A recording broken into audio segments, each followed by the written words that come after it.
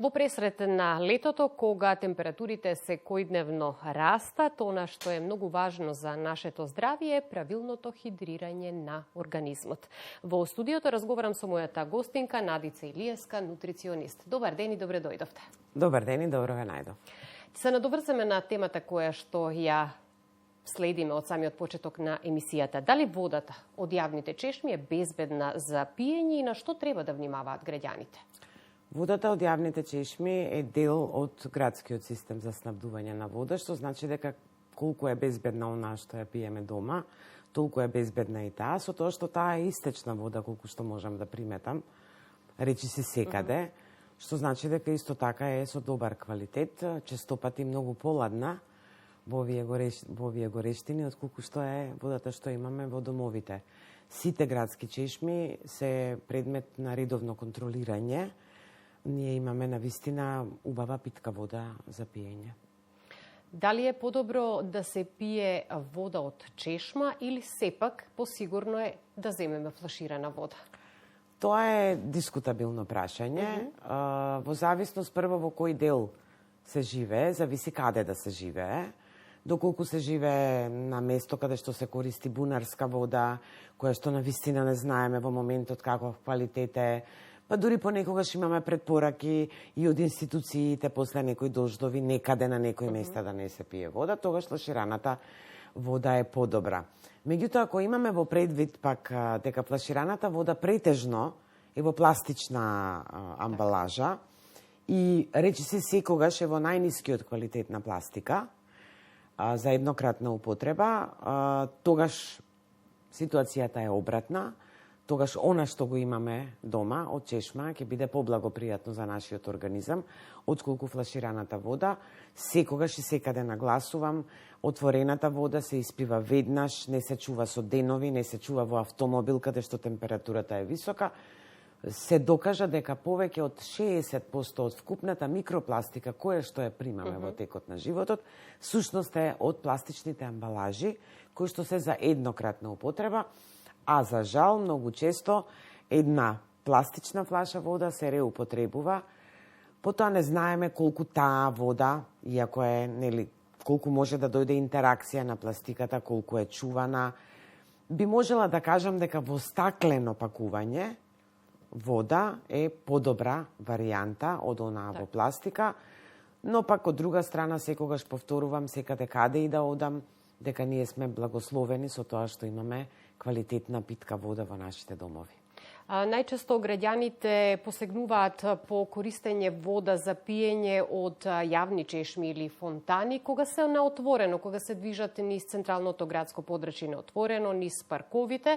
Меѓутоа, треба да се знае дали таа вода е безбедна за пиење, барем да има некакво известување, па граѓаните да бидат сигурни, но за своја сигурност, да, сепак најдобро е да си носат со себе шише со вода, па на тој начин да се разгладат во движење.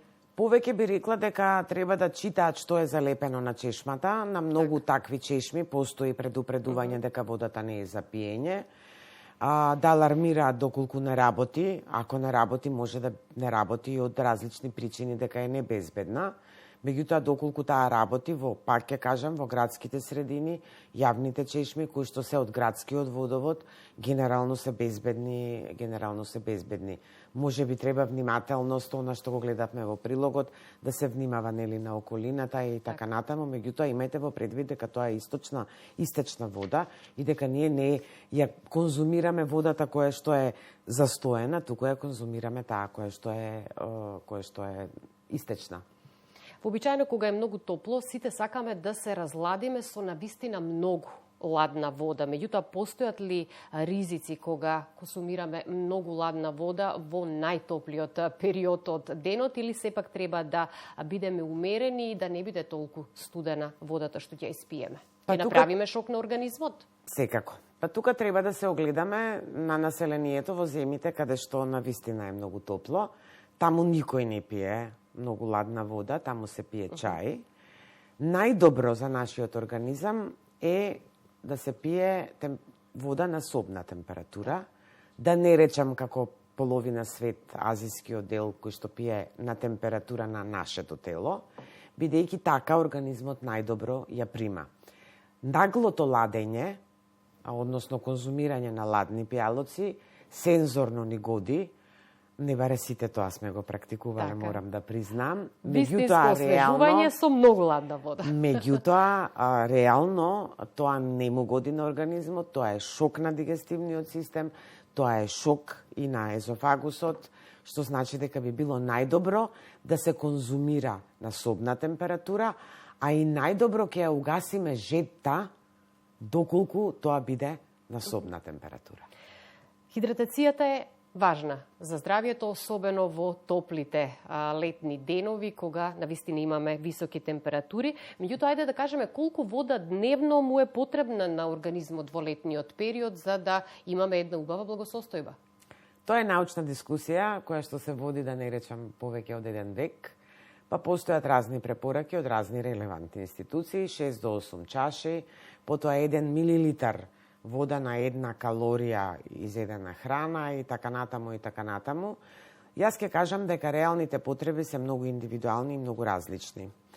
Например, во летно време сепак ни треба зголемено количество вода, затоа што повеќе се потиме, затоа што во топлите денови и забрзано дишеме, а така губиме исто така вода, за разлика од зимно време, но зависи каква храна конзумираме. Доколку конзумираме посолена храна, ни треба и поголемо количество на вода. Доколку конзумираме многу сладка храна, исто така организмот има потреба од повеќе вода. Да не зборувам за бремени жени, за доилки, тие имаат зголемена потреба, некаде над 20%. Ако спортуваме, потребите од вода растат, ако сме физички активни. Децата во раст и во развој, што значи дека тоа е сепак индивидуално. Лично чувство и треба самите до некаде да си го познавате организмот и да знаете од прилика соодветно на тоа што го јадете или каква физичка активност имате во текот на денот, па толку и да бидат соодветни потребите за внесување на вода во организмот. Треба да го слушаме организмот, но за жал, сигналите за жет и сигналите за глад многу често нашиот мозок, односно нашиот организам, и не може да ги препознае, па да и не може и да ги разграничи. Често пати кога сме жедни, мислиме дека сме гладни, или обратно.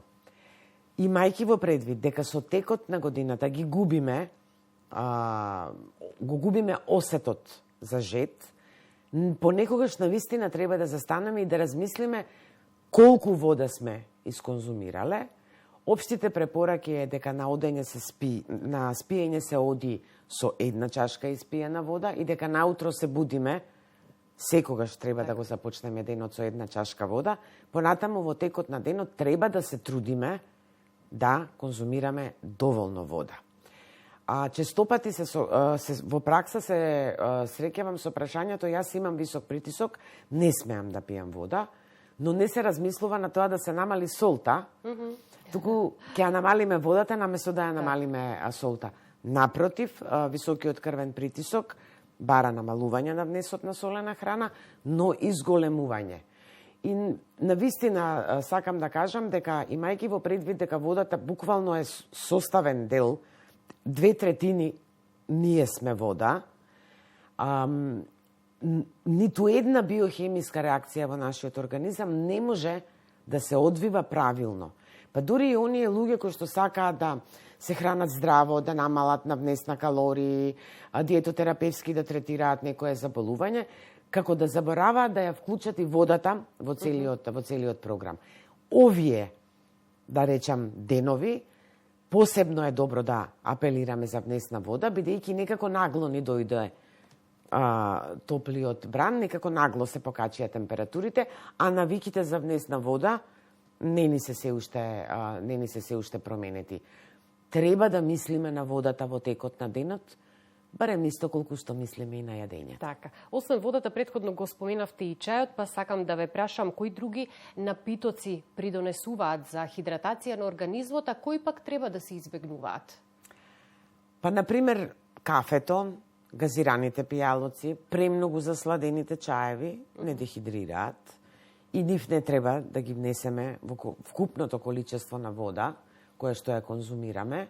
Меѓутоа, чај, супи, Впрочем, имаме намирници за овие летни временски периоди. Краставицата е одлична за освежување, таа е 95% вода, а останатото е на многу содржи многу квалитетни минерали.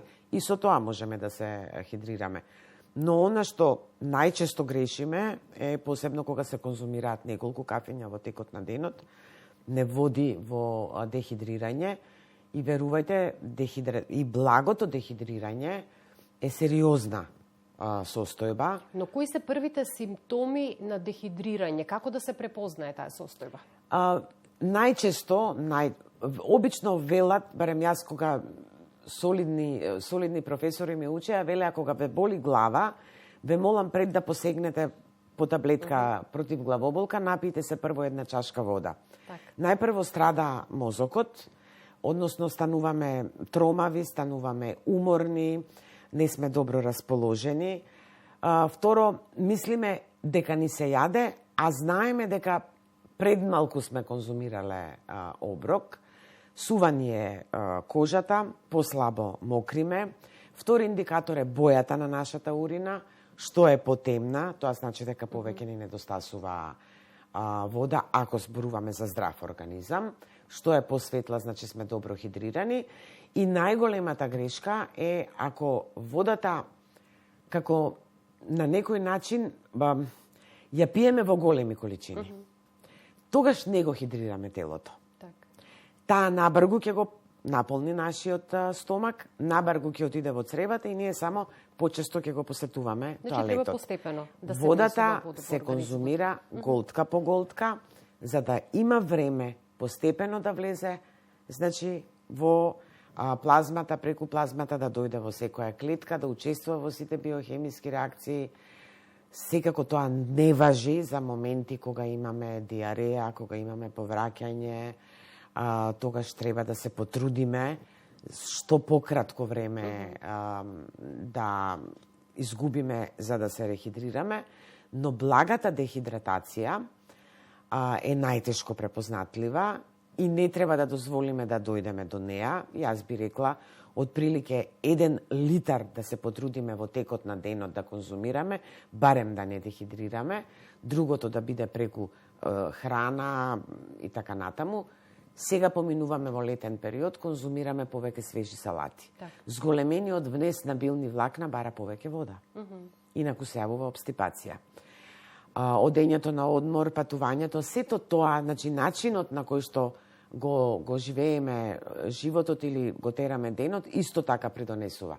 Интересно. Климатизираните простории, а веќе речиси цел ден живееме во климатизирани, исто така дехидрираат. Не разладуваат, но исто така не дехидрираат и исто така треба, доколку претежен дел од денот сме во просторија која што е климатизирана, благо да зголемиме внесот на вода. Да, и уште еднаш ќе повториме дека многу често се забележуваме сите со шише, пластично шише во рака и тргнуваме да завршиме некоја работа низ град. Подобро е сепак да одбереме стаклено шише и секако упативте голем број на совети до граѓаните за безбедно и правилно внесување на течности во текот на целото лето. Еве еден завршен совет за нашите гледачи за тоа како да консумираат вода и течности во текот на летниот период. Накратко, доколку ја зимате од дома водата, нека биде во стаклена амбалажа, додека купувате. Исто така потрудете се, ако не сте во можност пластично, но тоа се испива или се истура во стаклена чаша, амбалажата се фрла. Не излегувајте од дома без вода. Не чекајте да ожедните за да се напиете вода. Топлите чаеви, еве сега во летото, чајот од мента, чајот од камилица, исто така се многу добра опција, не мора да бидат многу топли, може да бидат млаки, па дури може да бидат и изладени. Секогаш ја спомнувам познатата саси вода во која што ќе ставите малку краставица, малку мента, малку ѓумбир и го започнувате работниот ден да тече. Не е потребно многу да го освежите и да го хидрирате организмот и во текот на целиот ден, па дури и во најтоплите летни денови да се чувствувате убаво. Секогаш. Ви благодарам многу за гостувањето. Ми беше задоволство, како и секогаш.